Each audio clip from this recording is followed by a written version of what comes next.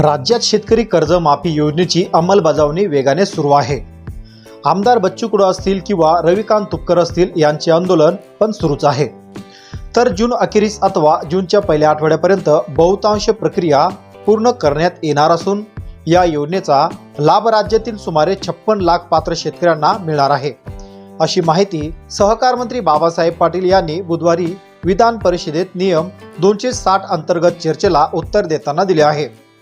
तर शेतकरी मित्रांनो, नेमकी काय आहे अपडेट? शेतकऱ्यांना कर्जमाफी मिळणार का किंवा कोणकोणते शेतकरी या योजनेसाठी पात्र असणार आहेत, अशी सविस्तर माहिती या व्हिडिओच्या माध्यमातून आपण आज पाहण्याचा प्रयत्न करणार आहे। शेतकरी मित्रांनो, या व्हिडिओला सुरुवात करण्याआधी तुम्ही शेतकरी आहात, आपल्या या YouTube चॅनलवर नवीन आला असाल, चॅनलला सबस्क्राइब करून ठेवा। असेच महत्त्वाचे व्हिडिओ तुम्हाला फ्रीमध्ये भेटत राहतील। मग आता नेमकी काय आहे अपडेट माहिती, चला व्हिडिओ सुरू करूया।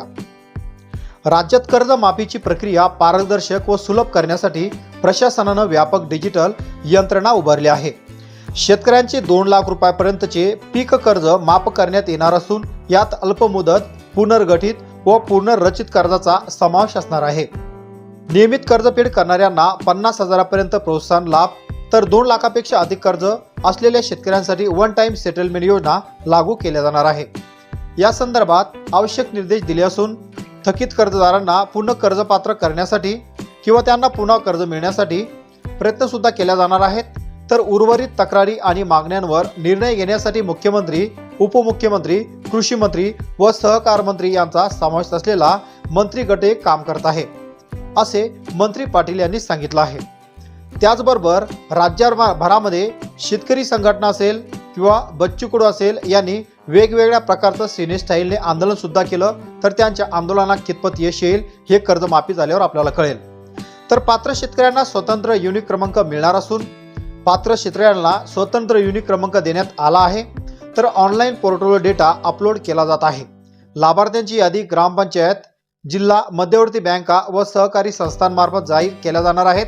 तर शेतकऱ्यांनी युनिक क्रमांक, आधार प्रमाणीकरण व मोबाईल क्रमांक नोंदणी जवळील सेवा केंद्रात करणं आवश्यक आहे। यानंतर संबंधित रक्कम थेट शेतकऱ्यांच्या कर्ज खात्यात जमा केल्या जाईल।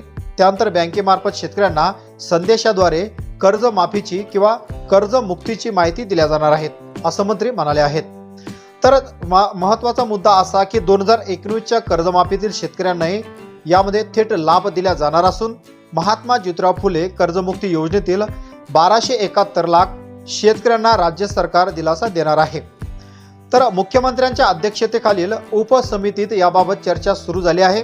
याबाबत निर्णय लवकरच मुख्यमंत्री जाहीर करतील, अशी घोषणा कृषी मंत्री दत्तात्रय भरणे यांनी विधानसभेत दिलेली आहे।